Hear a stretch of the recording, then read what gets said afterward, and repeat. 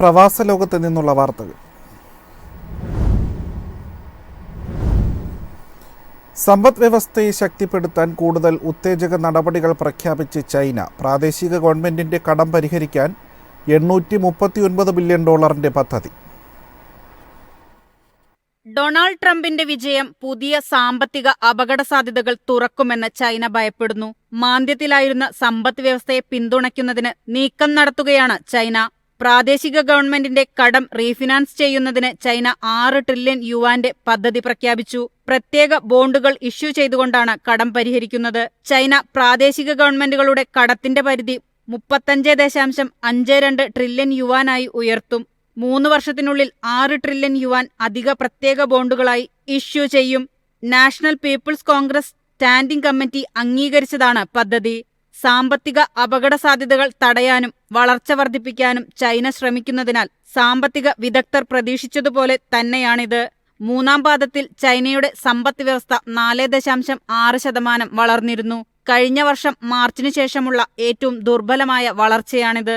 മാന്ദ്യം, പലിശ നിരക്ക് കുറയ്ക്കലും സ്റ്റോക്ക്, റിയൽ എസ്റ്റേറ്റ് വിപണികൾക്കുള്ള സഹായം ഉൾപ്പെടെ കൂടുതൽ പിന്തുണയുള്ള നയങ്ങളിലേക്ക് തിരിയാൻ പ്രേരിപ്പിച്ചു. ട്രംപിന്റെ തിരഞ്ഞെടുപ്പ് വിജയം ആഭ്യന്തര ഡിമാൻഡ് വർദ്ധിപ്പിക്കുന്നതിനുള്ള നയങ്ങൾ ശക്തിപ്പെടുത്തുന്നതിന് ചൈനയെ പ്രേരിപ്പിച്ചു. ട്രംപിന്റെ താരിഫ് ഭീഷണികൾ കാരണം കയറ്റുമതിയിൽ ഇടിവുണ്ടായെന്നും സൂചനയുണ്ട്.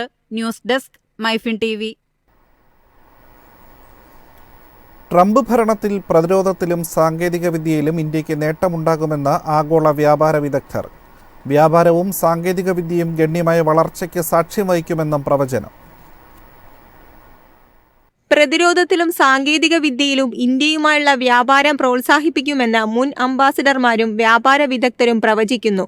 നിരവധി വൻകിട കമ്പനികൾ ഇന്ത്യയിൽ ഗ്ലോബൽ കേപ്പബിലിറ്റി സെന്ററുകൾ തുറന്നിരിക്കുന്നതിനാൽ കൂടുതൽ ഗവേഷണ വികസന കേന്ദ്രങ്ങളും കസ്റ്റമർ കെയർ ഓഫീസുകളും ഇവിടേക്ക് മാറ്റാൻ സാധ്യതയുണ്ടെന്ന് അവർ ശുഭാപ്തി വിശ്വാസം പ്രകടിപ്പിച്ചു.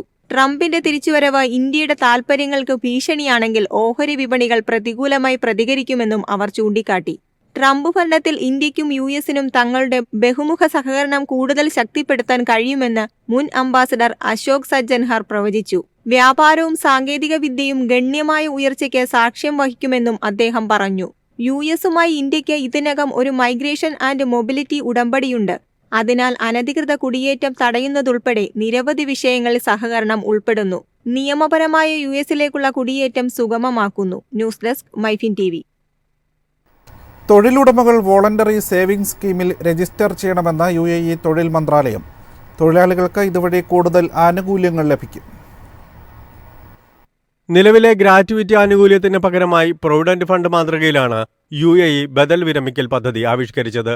തൊഴിലുടമ നൽകുന്ന വിഹിതം നിക്ഷേപമായി സ്വീകരിച്ച് അതിന്റെ ലാഭമടക്കം വിരമിക്കുമ്പോൾ ജീവനക്കാരന് നൽകും. പദ്ധതിയുടെ ഭാഗമാകണമെന്ന് നിർബന്ധമില്ല. നിലവിലെ ഗ്രാറ്റുവിറ്റി പദ്ധതിയേക്കാൾ തൊഴിലുടമയ്ക്ക് സാമ്പത്തിക ബാധ്യത പുതിയ പദ്ധതിയിൽ കുറവാണെന്നും മന്ത്രാലയം അറിയിച്ചു. ഈ പദ്ധതി ജീവനക്കാരുടെ സാമ്പത്തിക അവകാശങ്ങൾ സംരക്ഷിക്കുന്നതിനോടൊപ്പം അവർക്ക് വിശ്വസനീയമായ ഇൻവെസ്റ്റ്മെന്റ് ഫണ്ടുകളിൽ നിക്ഷേപിച്ചുകൊണ്ട് തങ്ങളുടെ സമ്പാദ്യം വളർത്തുന്നതിനും അവസരമൊരുക്കുന്നു. ഇതിനായി സെക്യൂരിറ്റീസ് ആൻഡ് കമ്മോഡിറ്റീസ് അതോറിറ്റിയുമായി ചേർന്നുകൊണ്ട് മന്ത്രാലയം ഈ പദ്ധതിയുമായി ബന്ധപ്പെട്ട് പ്രവർത്തിക്കുന്നതിനുള്ള ഏതാനും ഇൻവെസ്റ്റ്മെന്റ് ഫണ്ടുകൾക്ക് അംഗീകാരം നൽകിയിട്ടുണ്ട്. News desk, MyFin TV. 10 വർഷത്തെ മൾട്ടിപ്പിൾ എൻട്രി വിസ അവസാനിപ്പിക്കുന്നു. ടൂറിസ്റ്റ് വിസ നിയമങ്ങൾ കർശനമാക്കി Canada. Immigration, refugees and citizenship Canada ഇതു സംബന്ധിച്ച പുതിയ മാർഗനിർദ്ദേശങ്ങൾ പുറത്തിറക്കി. താൽക്കാലിക ഇമിഗ്രേഷൻ ലെവലുകൾ നിയന്ത്രിക്കുക, ഭവനക്ഷാമം പരിഹരിക്കുക, വർദ്ധിച്ചുവരുന്ന ജീവിത ചെലവ് നിയന്ത്രിക്കുക എന്നിവ ലക്ഷ്യമിട്ടുള്ള വിശാലമായ തന്ത്രത്തിന്റെ ഭാഗമാണ് ഈ മാറ്റം.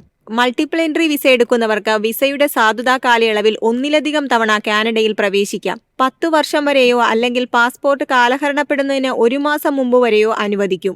സിംഗിൾ എൻട്രി വിസ നേടുന്ന യാത്രക്കാർക്ക് 1 തവണ മാത്രമേ കാനഡയിൽ പ്രവേശിക്കാനാവൂ. സിംഗിൾ എൻട്രി വിസയുള്ളവർ കാനഡ വിട്ടുകഴിഞ്ഞാൽ അവർക്ക് വീണ്ടും പ്രവേശിക്കുന്നതിന് സാധാരണയായി പുതിയ വിസ ആവശ്യമാണ്. ഒരു കനേഡിയൻ സന്ദർശക വിസയ്ക്കുള്ള അപേക്ഷാ ഫീസ് ഒരാൾക്ക് $100 ആണ്. അതിനാൽ സിംഗിൾ എൻട്രി അല്ലെങ്കിൽ മൾട്ടിപ്പിൾ എൻട്രി വിസയ്ക്ക് അപേക്ഷിക്കുന്നതിന് ചെലവ് വ്യത്യാസമില്ല. ഇന്ത്യക്കാർ ഉൾപ്പെടെ കാനഡയിലേക്ക് പോകുന്നവർക്ക് പുതിയ നയം വലിയ തിരിച്ചടിയാകും. News desk, MyFin TV. Indian പ്രവാസികൾക്കിടയിൽ UPI പേയ്മെൻറ്റിന് പ്രിയമേറുന്നു. സ്വദേശത്തേക്ക് പണം അയക്കുന്നതിന് UPI പേയ്മെൻറ്റ് സംവിധാനം കൂടുതലായി ഉപയോഗിക്കുന്നതായി റിപ്പോർട്ട്. പ്രവാസികൾ ഇന്ത്യയിലേക്ക് പണം കൈമാറുന്നതിന് UPI സംവിധാനം അധികമായി ഉപയോഗിക്കുന്നു. വളരെ എളുപ്പവും വേഗമേറിയതുമായ പേയ്മെന്റ് സംവിധാനമായതിനാലാണിത്. നാഷണൽ പേയ്മെന്റ് ഓഫ് ഇന്ത്യ ഇപ്പോൾ NRIകൾക്ക് അവരുടെ ഇന്ത്യൻ ബാങ്ക് അക്കൗണ്ടുകളിൽ നിന്നും നോൺ റെസിഡന്റ്, എക്സ്റ്റേണൽ എന്നിവയിൽ നിന്നും തൽക്ഷണം പണം കൈമാറ്റത്തിനായി UPI ഉപയോഗിക്കാൻ അനുവദിക്കുന്നു. വീട്ടിലിരുന്ന് കുടുംബത്തെ പിന്തുണയ്ക്കുന്നതിനോ പെട്ടെന്നുള്ള പേയ്മെന്റുകൾ നടത്തുന്നതിനോ ആഗ്രഹിക്കുന്നവർക്ക് ഈ രീതി സൗകര്യപ്രദമായ ഓപ്ഷനാണ്. പരമ്പരാഗത പണം കൈമാറ്റങ്ങൾക്ക് കാര്യക്ഷമമായ ബദൽ സംവിധാനമാണ് UPI.